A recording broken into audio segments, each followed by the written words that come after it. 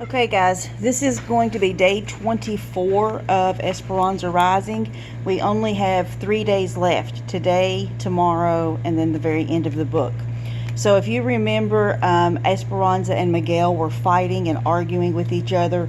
Esperanza is starting to think maybe the strikers are correct and that they're going to have to strike in order for people to be able to live and be treated fairly. And Miguel, he still thinks that being in America in itself means a better life. He doesn't think they should be fighting for the better pay and the better housing. So that's where we ended.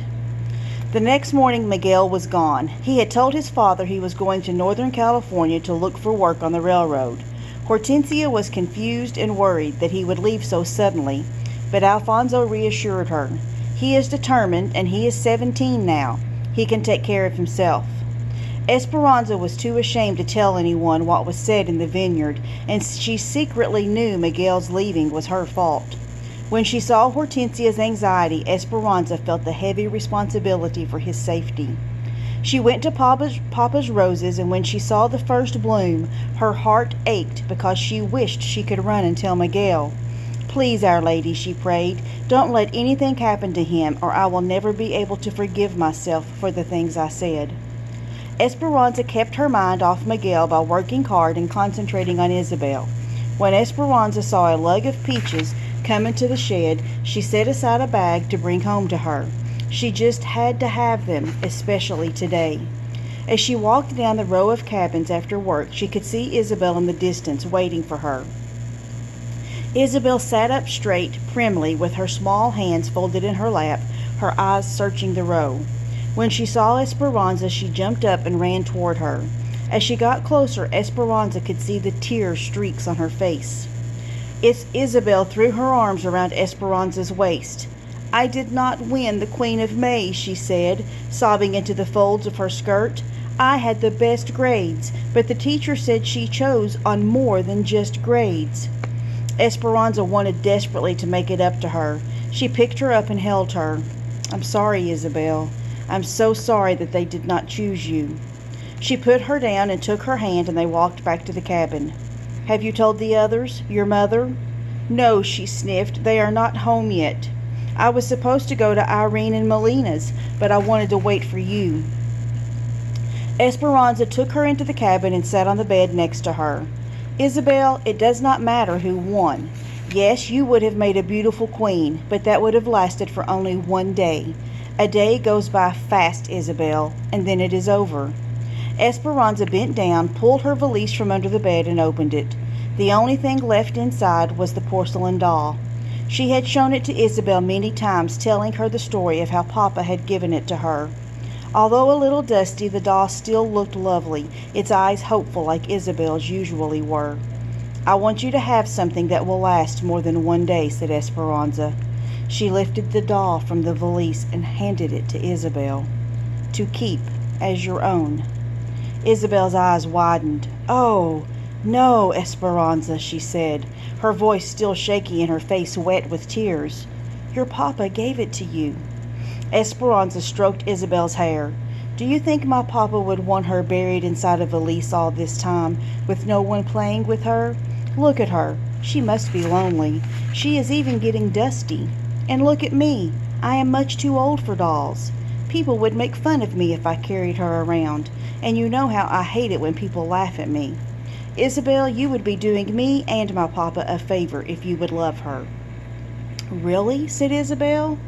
"Yes," said Esperanza, "and I think that you should take her to school to show all your friends. Don't you agree? I'm sure none of them, not even the Queen of May, has ever owned anything as beautiful." Isabel cradled the doll in her arms, her tears drying on her face. "Esperanza, I prayed and prayed about being Queen of May.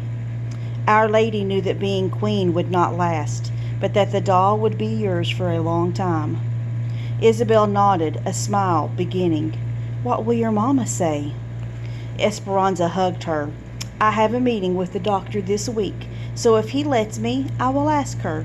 But I think that Mama would be very proud that she belongs to you." Then, grinning, she held out the bag of peaches. "I hate asparagus, too." Esperanza and Hortensia waited in the doctor's office. Hortensia sat and tapped her foot, and Esperanza paced, looking at the diplomas on the wall. Finally, the door swung open and the doctor walked in, then scooted behind his desk and sat down. "Esperanza, I have good news," he said. "Your mother's health has improved, and she'll be well enough to leave the hospital in a week. She is still a little depressed, but I think she needs to be around all of you. Please remember, though, that once she goes home, she will have to rest to build up her strength. There is still a chance of relapse." Esperanza started laughing and crying at the same time. Mama was coming home. For the first time in the 5 months since Mama had entered the hospital, Esperanza's heart felt lighter. The doctor smiled. "She has been asking for her crochet needles and yarn. You can see her now for a few minutes if you like." Esperanza ran down the hospital halls with Hortensia behind her to Mama's bedside, where they found her sitting up in bed. Esperanza flung her arms around her neck. "Mama!" Mama hugged her then and held her at arm's length and studied her. "Oh, Esperanza, how you've grown. You look so mature." Mama still looked thin, but not so weak. Esperanza felt her forehead and there was no fever. Mama laughed at her. It wasn't a strong laugh, but Esperanza loved the sound. Hortensia pronounced that her color was good and promised to purchase more yarn so that it would be waiting when she came home. "You would not believe your daughter, Ramona. She always gets called to work in the sheds. She cooks now and takes care of the babies as well as their own mother." Mama reached up, pulled Esperanza to her chest and hugged her. "I am so proud of you." Esperanza hugged Mama back.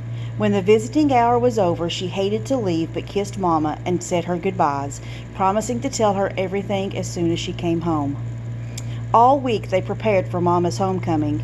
Hortensia and Josefina scrubbed the little cabin until it was almost antiseptic. Esperanza washed all the blankets and propped the pillows in the bed. Juan and Alfonso cushioned a chair and several crates under the shade tree so that Mama could recline outside during the hot afternoons. On Saturday, as soon as Esperanza helped Mama from the truck, she wanted a quick tour of Papa's roses, and she got weepy when she saw the blooms. Visitors came all afternoon, but Hortensia would only let people stay a few minutes. Then she shooed them away for fear Mama wouldn't get her rest. That night, Isabel showed Mama the doll and how she was taking care of it, and Mama told her that she thought Isabel and the doll belonged together. When it was time for bed, Esperanza carefully lay down next to Mama, hoping she wouldn't disturb her, but Mama moved closer and put her arms around Esperanza and held her tightly. "Mama, Miguel is gone," she whispered. "I know, mija. Hortensia told me. But Mama, it was my fault.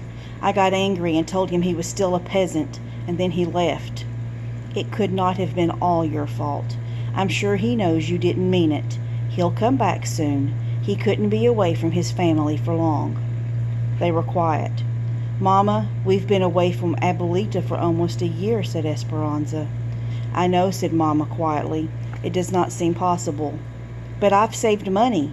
We can bring her, soon. Do you want to see how much?" Before Mama could answer, Esperanza turned on the light, checking to make sure she hadn't woken Isabel. She tiptoed to the closet and took out her valise. She grinned at Mama, knowing how proud she would be of all the money orders. She opened the bag and her mouth dropped open. She couldn't believe what she saw. She tipped the valise upside down and shook it hard. It was empty. The money orders were gone. So your challenge for today is to tell me where you think the money orders have went. What's happened to Esperanza's money that she has saved up for Abuelita. We've only got one chapter left. I'll be dividing it into 2 days. So we are near the end of Esperanza Rising. Talk to you guys tomorrow.